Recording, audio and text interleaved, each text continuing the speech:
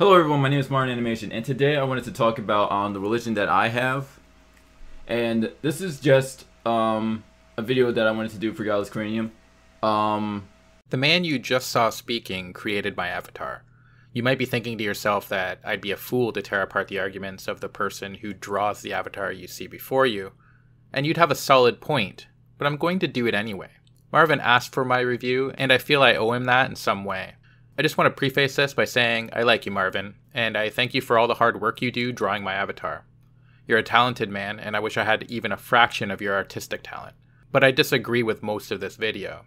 For those of you watching, I cut out a fair bit of the original video. As always, the link will be in the description box so you can watch it yourself if you wish.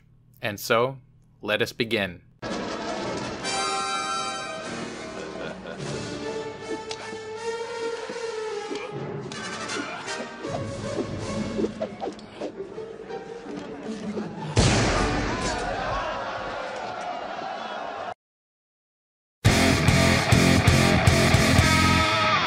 Right now, what is the thing I want to talk about is the fact that the Bible says, or just in general, you have a choice to either believe or not to believe. That's it. That is fucking it. You do not force religion down people's throats, because it does not say anything about that. You're right. You shouldn't try to force religion down people's throats. However, in some ways, I can sympathize with those who do try and force people to follow their religion, or believe in God. I'm not saying they're right, but if you thought a loved one was following a path that inevitably led to their eternal torture in a lake of fire, wouldn't you try to persuade them that your God is real? I mean, if you genuinely believe that this entity was going to subject them to hell for all time, wouldn't you feel morally obligated to rescue them if you could? This is one of the reasons why I oppose religion. Specifically Christianity in this case, but this can be applied to other religions as well. This religion often turns our more admirable qualities, like our ability to feel love, against us. It plays on a parent's natural instinct to protect their young by convincing them that their child might burn in a lake of fire if you don't instill the right religion in them. It twists natural, admirable emotions into a warped caricature of what they could be, and would be in a world not dominated by superstition. There is nothing in there that says force shit down people's throats to make them just believe. And when he died, he gave us a choice to either believe in him or to just go our own way. Most people go their own way. That doesn't give you the right to fucking force them to just do whatever. It just doesn't give you the right. It doesn't give you the right to shove a fucking Bible down someone's throat. If they don't want to choose to believe, they don't have to. They don't have to. They'll either learn the hard way, or they can accept it. Okay, so what is the hard way, Marvin? Does the hard way involve fire, choking, screaming, and gnashing of teeth? Or does it just involve not being as happy as a Christian? And any god that would require a scapegoat to die for other people, and then try to foist that murder onto people who weren't even alive at the time, doesn't sound like an entity I'd want to worship. And although I don't believe such an entity exists, I do believe there are people walking around who believe this story to be true, and they feel ethically justified in perpetuating this idea as truth. Now, I believe they have the right to speak, but I for one am not going to sit silent on the sidelines while this foul ideology is given a free pass to spread its bad ideas. I don't think vicarious redemption is ethical. I think of it as a sort of emotional blackmail. I'm like in a mix between being an atheist and looking at my religion. Give yourself to the dark side. I mostly study in the book of Proverbs, where mostly a lot of stuff that is definitely come to fact of with definitely Proverbs is definitely one that definitely relates to and does help out when it comes to life. While I think the book of Proverbs is one of the more benign books, it also contains some very bad advice, including how to discipline your child and how to treat people you think are fools. That doesn't mean you can't find good advice or beneficial ideas in the book. But you can also find those same ideas elsewhere, usually accompanied by the latest research and or the reasoning of modern professionals in their field, who understand a little bit more about the modern world than the people who wrote the Bible. I have a Bible on my phone. I use the Bible app. It would be definitely good if it did not have the Bible on it. Just kidding. I actually have a Bible and a Quran app on my phone as well.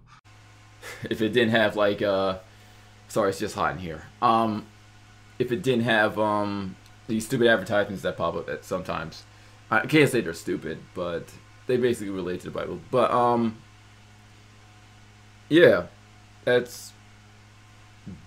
I just think that when people try to force religion and say all sorts of shit on YouTube and try to force Jesus Christ into people's life, it just doesn't work that way. It just doesn't. It just doesn't work like that. You can't just expect someone to fucking believe because you told them.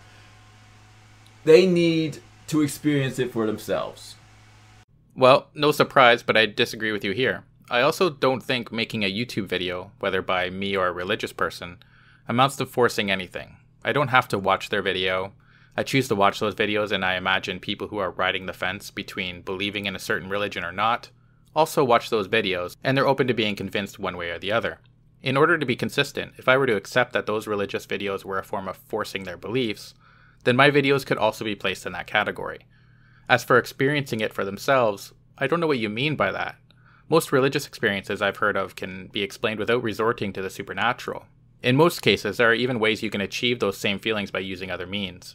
But even if I grant you that those experiences are real and could only be explained by a god, all of your work is still ahead of you, because people of different religions also report having those same experiences. Why is your religion and your experiences more valid than theirs?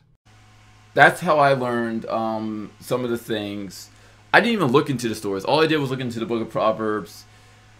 And there's facts in there that actually make sense. It talks about seductress women and how they could ruin your life in such ways. That's one that I like a lot because it helps me to be wiser on like choosing a girlfriend or something. The last thing you want to be doing is going to the Bible for advice on women. It's full of misogyny, rape, and superstitious stupidity. Morals and ethics are always improving. It's often a slow process, but bad literature like the Bible often impedes progress. There are much better places to seek out relationship advice than the Bible. I mean, honestly. Pause the video right here, Marvin, and read the evil shit on the screen right now.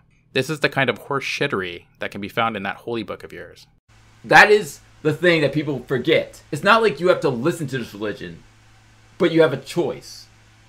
Don't let your dad or your mama or whatever, just because you fucking in the religion and you're like, if you don't like the religion and you think that it just doesn't fit with you because you probably don't understand. Oh no, I understand. My understanding is what led me to atheism. I understand Godless Cranium when he tries to say stuff like there is no facts. There is no facts about the Bible or anything. And people refuse to believe because there's just no proof. They need proof. The only way I can actually tell you how the way you're going to find proof is if you accept Jesus and try to like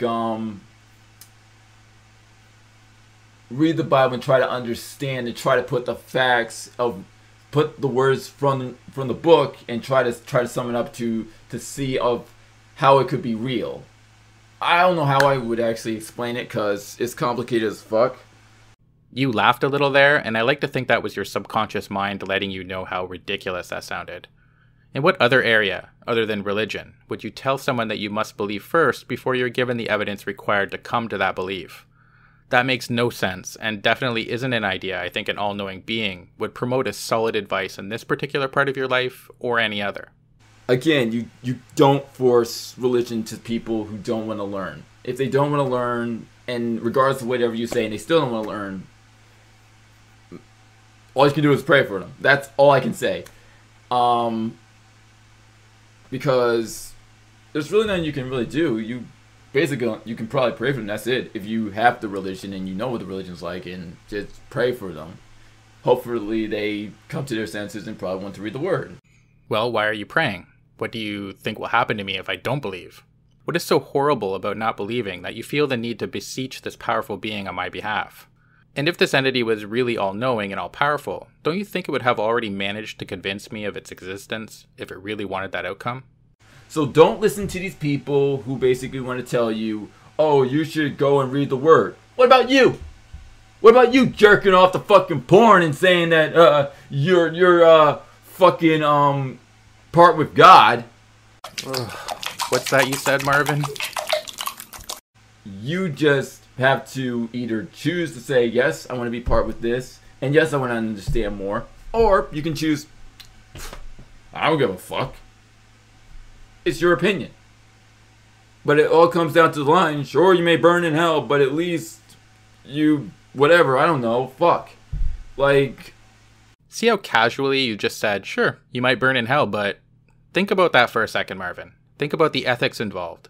Think about the ethical standard a believer must lower him or herself to in order to believe this harmful nonsense. You have to support and actually worship an entity, or the idea of an entity, that would torture me and billions of other people for eternity. Then you have to pretend like that's a valid choice we're given, even though you admit that you need to believe first before receiving the evidence, which a certain percentage of the population just can't do. This is the type of ethical gymnastics your religion demands of you. I just went into the Psalms and Proverbs and found things that are very, very useful. So useful that helped me out for my life. And if you can try to understand the text inside of it, I'm pretty sure it will help you out a lot. You don't even need to believe. You probably could look into the book of Proverbs and you probably instantly start believing. Well, not really. Let me not say that. I'm glad the Bible has helped you out in some rough times, Marvin. I really am. As a species, we're also able to extract the good parts of the Bible without retaining the loads upon loads of superstitious nonsense that can be found within the Bible. Like I said before, you can also find the same concepts outside of the Bible, many of which are backed up by actual data applicable to the world we live in.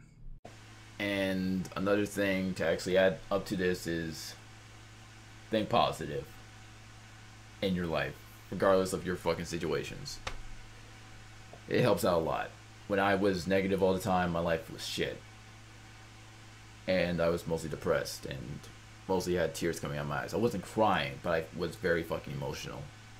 At just wanting to become something better.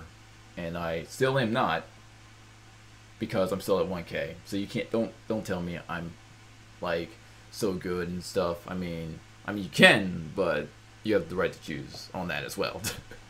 You and I can agree on that much. I think positivity where possible is a great thing. I also think you're a nice guy, Marvin, who is struggling with the mental gymnastics that your religion puts you through. I hope at some point in the future you're able to throw off the shackles of that insidious ideology. But in either case, I wish you all the best. I hope this review was at least a little bit helpful. To the rest of you, thank you very much for watching, and I look forward to reading your comments. Take care and cheers.